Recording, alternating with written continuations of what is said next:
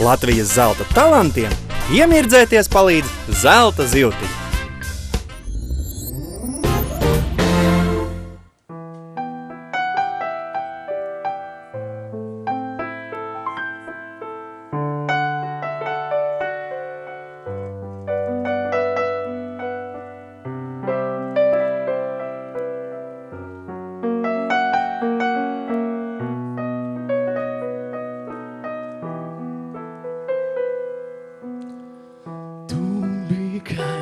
Un vēju aplauss koks, es lapot stītenīs ar zīlu ziedu zvaniem. Pie stumbra reteinā, kas smalkam stīgam plok, nu pili tavi zari ziediem maniem. Nu duc ap tevi atkal bišu spiedz, un putni līzdo lapu ēnām. Tu stāvi ražano ar savu dzelmi liec, un spoguļojies vilni rēnā. Tev liekas, kā tu esi salapojies pats, tu gribi izauties no manu stīgu skāvam. Drēbs salta tītenīs un zīla ziedāts, lai asarās par zaru rokam tavam.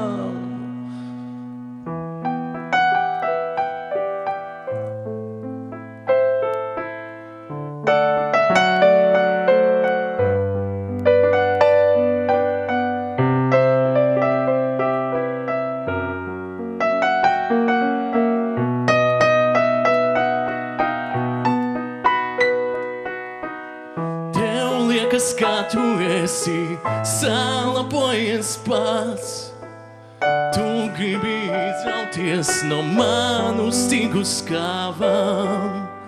Drēbs apes tītenīs un zīla ziedās, lai asarās par zaru rokam tavam. Tu biji kails un vēju aplauss koks, es lapot stītenīs ar zīlu ziedu zvaniem.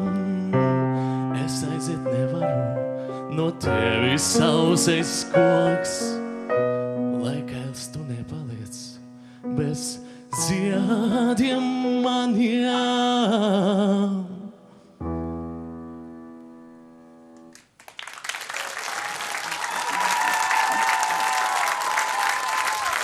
Staņislavs Grabļevskis no Daugavpils. Es ceru, ka Daugavpilī ir vairāk šādi jaunieši kā tu, Staņislav. Bet pastāsti man par saviem mērķiem. Kādi tev ir mērķi? Mans mērķis laikam kļūt par slaveno operdziedātāju. Es ceru, ka tev izdosies. Tiešām ceru. Jāna, lūdzu, tavs viedoklis. Labdien! Jā, man ļoti patika, ka tu sākumā paklanījies un beigās ar piecēlies, un tas tā, tiešām ar cieņu pret skatuvi. Īstenībā žanrs no vienas puses pateicīgs, no otras puses diezgan grūts, jo jādara divas lietas vienlaicīgi. Jāspēlē klavierus un jādzied, un, protams, vēl citas lietas, kas nav redzamas.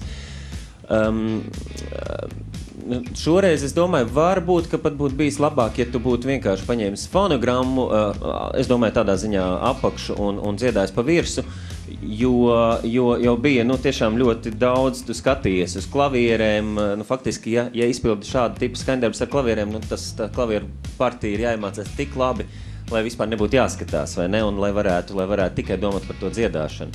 Bet balss tev ir, tekstu es sapratu pilnīgi visu. Tas, starp citu, mums dziedātājiem te ir lielākā problēma parasti.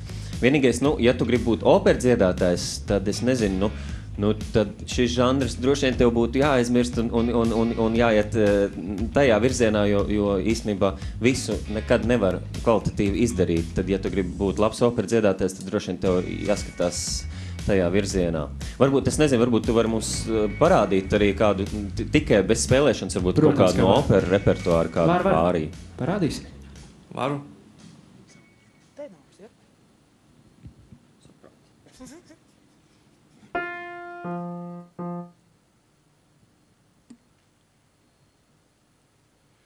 Se voleva liare, signor Contino, se voleva liare, signor Contino, il chitarrino le suonerò, il chitarrino le suonerò, sì, le suonerò, sì, le suonerò. Paldies, Staņislav! Jāni! Paldies!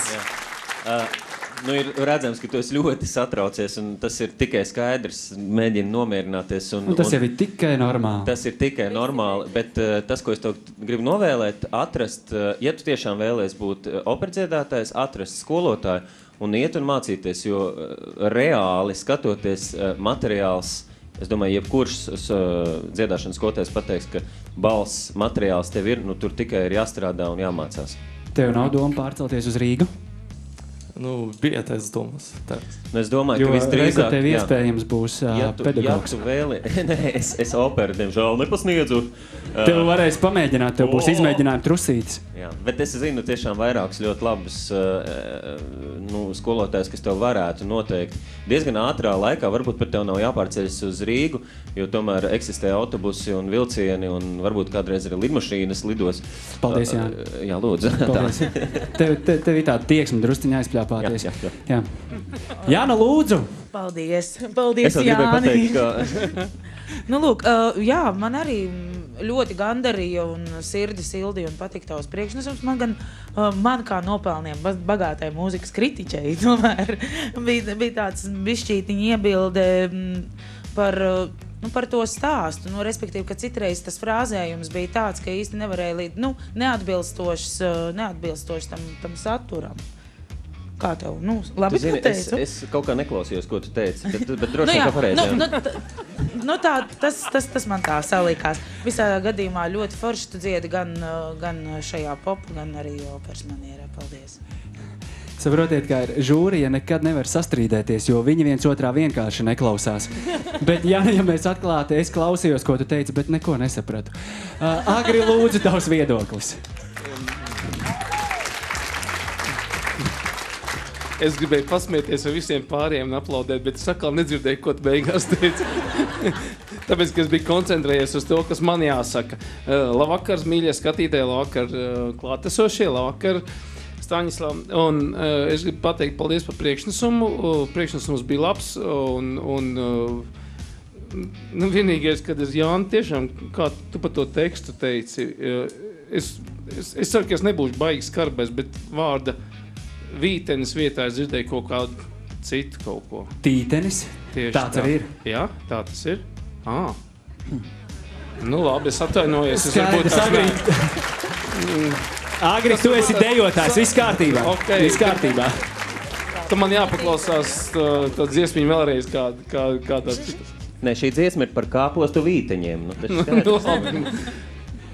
Tu tās par mūsu pēdējo vakariņu iespējā laikam. Agri, tev vēl? Paldies, viss super. Tu gribi žūrē kaut ko teikt? Paldies par uzmanību, laikam. Agri, paldies par uzmanību. Laikam. Ja. Tātad, Agri, 10 sekundes tavai šīs dienas zvaigznei. Es nekavēšos, lai Jānis nākamreiz garāk izrunāties. Jā, Paldies, Agri. Jāna, 10 sekundes. Paldies. Ātri, tāpat nebija sekundē. Jāni, tu vari pavilkt garumā. Nu tā, lai intriga kaut kāda ir. Vat tev.